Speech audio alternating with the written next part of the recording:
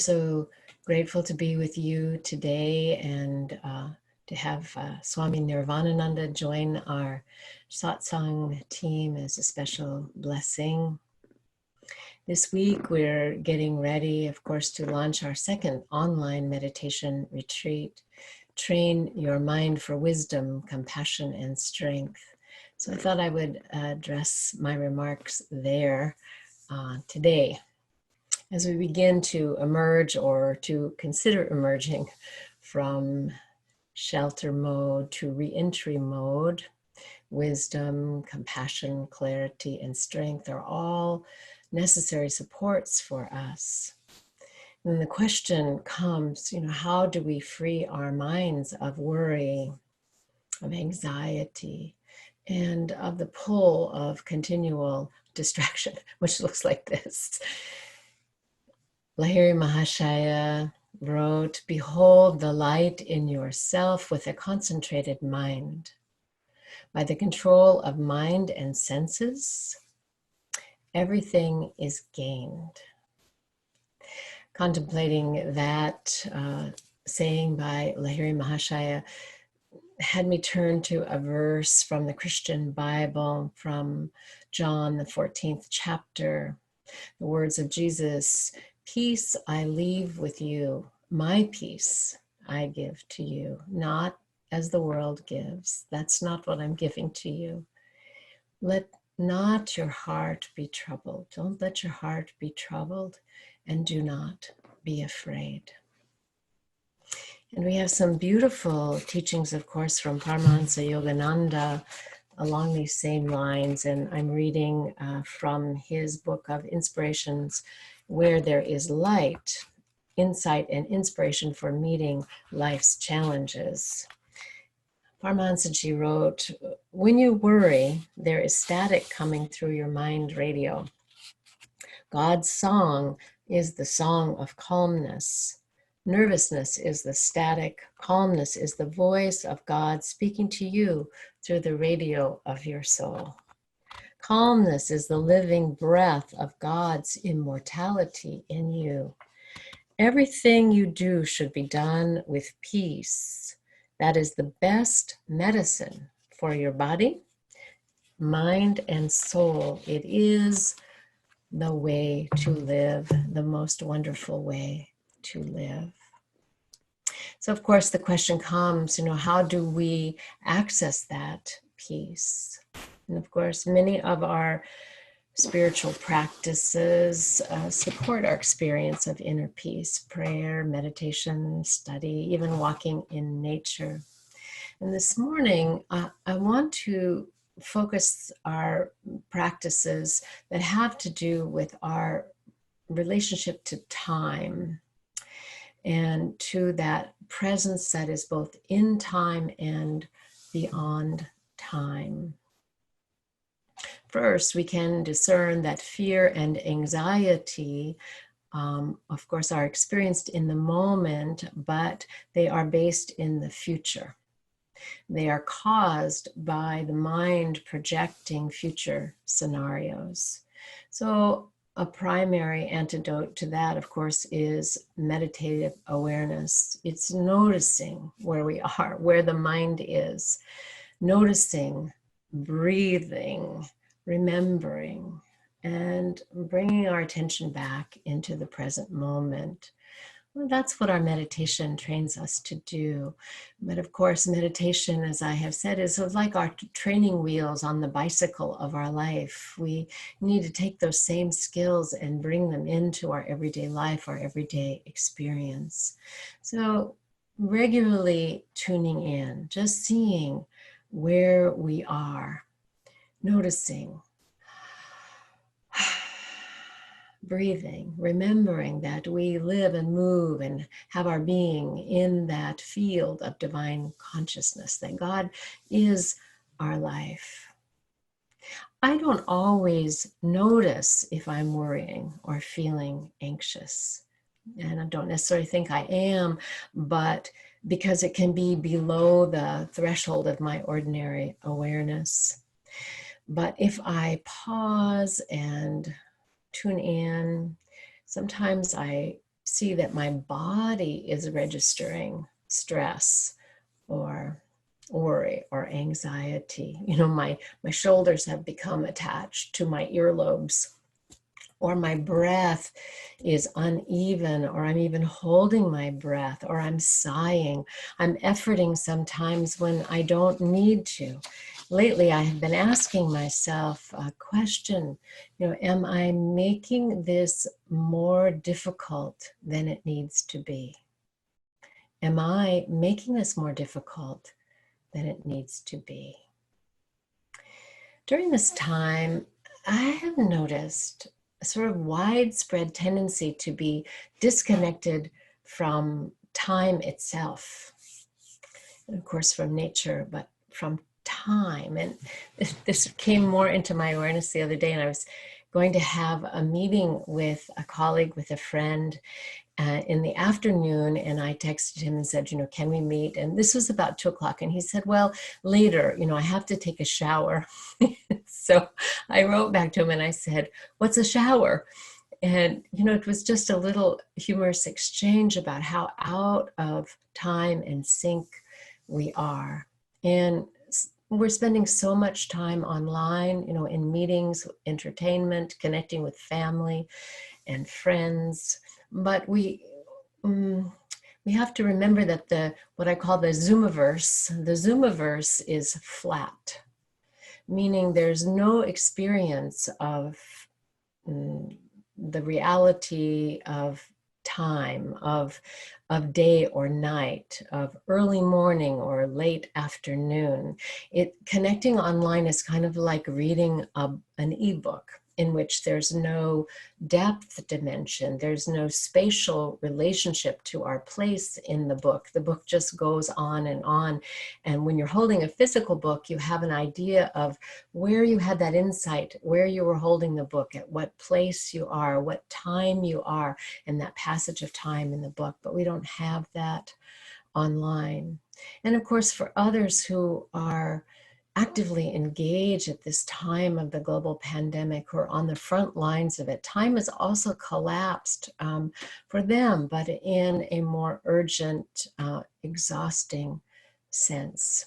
So I want to look at, you know, what is our relationship to time, and how can that support us to be free from worry and anxiety. So as I contemplated it, I saw 3 sort of primary ways in which people are approaching time at this juncture. And you may find yourself moving back and forth from the 3 ways. The first is, some people are what I would call marking time. To mark time is a phrase that means to pass our time in mundane activities until something more favorable or interesting arises. It means to do little while we're waiting for something that is going to happen. So with marking time, you know, people are spending time largely in distraction, trying to get away from having to think, having to confront what the experience is. So that can show up like too much sleeping, staying busy in unimportant ways, being online, watching too much TV, just waiting for this crisis to be over so we can return to our routine and to our ordinary life. And of course, we would all like the return of some normalcy. But just marking time, which is sometimes called killing time or passing time, we stand to lose the tremendous opportunity that this time is, and the tremendous responsibility that it is. So then I've noticed that there are others who are not just marking time, but they're making time. And by that, I mean they're making time for what truly matters. And they're using the heightened significance of this time to do what they know would be most beneficial. one of the things that's close to us that I've noticed is that since we started offering online meditation practice every morning at 6:30 a.m. Pacific time, people are starting to attend regularly. And many have said that now they finally have put a regular early morning daily practice in place. And that's a wonderful benefit of this time. And, we have to ask ourselves, if not now, when it's so important to be conscious, to be awake, to cultivate peace, freedom from worry and anxiety, if we're not doing it now, when will we do it? And of course, others have begun to cook healthy meals and exercise and study more, making time for priorities that once escaped them. And the third possibility I want to point to is not just marking time, not just proactively making time, but mastering time. And by mastering time, I mean using our creative imagination, using our soul visioning power to see in and through and beyond time, because of course we are not time-bound beings. We're not limited to time, and we can use that visioning power to soar beyond conditions. And I think this is actually connected to making time, because by making time for spiritual practice, there comes a deepening of our inner silence and an expansion of our awareness that leads to mastering time. The wisdom eye of insight opens, and the boundaries of time disappear into seeing the conscious continuum of existence. So we glimpse eternity and this passage of time moving and changing. We have insight into the causes behind conditions. We experience the healing of old wounds and lessons that somehow escaped us. All is coming to us, and we find ourselves also awakened to draw to us what is needed, and the connections that are needed, they begin to come to us effortlessly, not in time efforting, but coming to us in the awareness of deep connection. And we feel a profound connection to all of life. It's revealed to us. Many years ago, when I was just beginning the path of Kriya Yoga, was a time in my life that I was just overcome with anxiety, and I was having panic attacks. I felt my life was falling apart, and I was trying to control it. And the more I tried to hold things together and to control things, the worse my anxiety got, because I needed to let go in order to discover the new life that was waiting for me. At that time, I was, I was terrified of flying, in an airplane. But of course it was because I was terrified of life, and that came from being disconnected from myself, being anchored in myself. But it manifested as this fear of flying.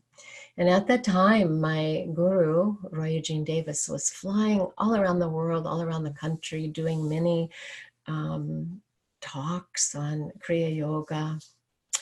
And so I asked him, are you ever afraid of flying? And as you would imagine, he said, no, I'm not afraid.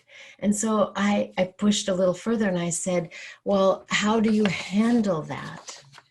And he said, I see myself there. I see myself there.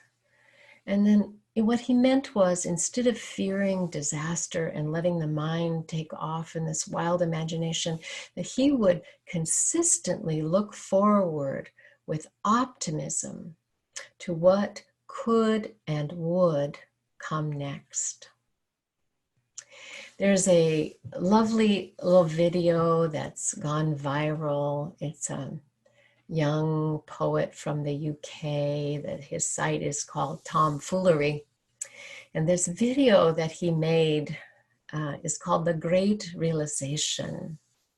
And he has used his creative imagination, turning this time into a learning fable, like a children's story. So like a father reading a bedtime story to a child 20 years from now. It's about how 2020 was a year that the global community woke up and began to live in harmony with the earth and one another. A child says, "Tell me the one about the virus again, and then I'll go to bed." And the story says, "It was a world of waste and wonder, of poverty and plenty, back before we understood why hindsight's 2020. So we have this visioning power and this ability, and it's critical that we use it. Are we marking time, making time, mastering time? I want to conclude with a poem by David Byrne. It's really a song, and I encourage you to find it on YouTube. It's called One Fine Day, and they're singing it with the Brooklyn choir. It's quite moving. One fine day, saw the wandering eye inside my heart, shouts and battle cries from every part. I can see those tears, every one is true. When the door appears, I'll go right through. Oh, I stand in liquid light like everyone, that one fine day. In a small dark room where I will wait, face to face I find, I contemplate. Even though a man is made of clay, everything can change that one fine day. Then before my eyes is standing still, I beheld it there, a city on a hill. I complete my tasks one by one. I remove my masks when I am done. Then a peace of mind fell over me. In these troubled times, I still can see. We can use the stars to guide the way. It's not that far, that one fine day.